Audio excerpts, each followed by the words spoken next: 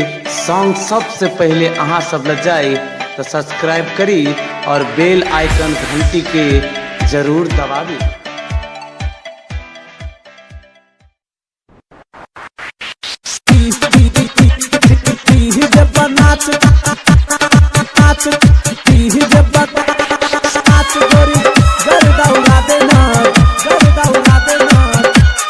का नाम हो तोहार? डीजे बादल राज।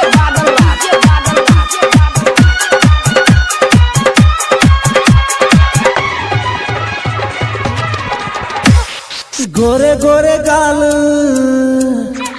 गजब ये स्माइल छो, हाँ गोरे गोरे गाल गजब ये स्माइल छो, गोरे गोरे गाल गजब ये स्माइल छो, लागे छे सुपर जींस तो हट टाइट छो, लागे छे सुपर जींस तो हट टाइट छो, और निगिरा के तू माइल करा देना। डीजे पर नाच गोरी गर्दा उड़ा देना, डीजे पर नाच गोरी गर्दा उड़ा देना। गोरे गोरे गाल गजब ये स्माइल छो, लागे छे सुपर जींस तो हट टाइट छो, और निगिरा के तू माइल करा देना। डीजे पर नाच गोरी गर्दा उड़ा देना, डीजे पर नाच गोरी गर्दा उड़ा देना। अखन अहाँ सब सुन रहल छी माँ कमला म्यूजिक स्टूडियो कल्याणपुर बाजार सा, कल्याणपुर बाजार सा, कल्याणपुर बाजार सा। डीजे बादल राज।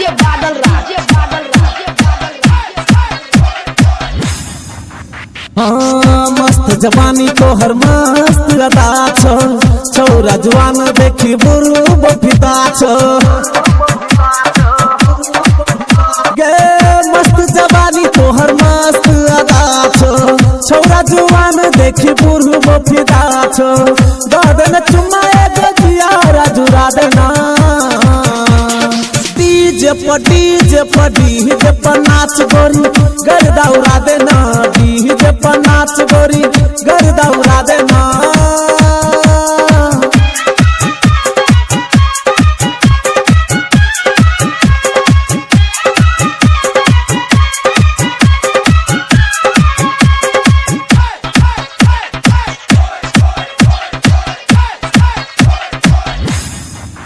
हाँ लालिन मजा अखन बाली छो उमरिया, चढ़ल जवानी तोहर पतली कमरिया, गे लालिन मजा अखन बाली छो उमरिया, चढ़ल जवानी तोहर पतली कमरिया, सिंगर गणेश के मन सनका देना। डीजे पर नाच गोरी गर्दा उड़ा देना, डीजे पर नाच गोरी गर्दा उड़ा देना।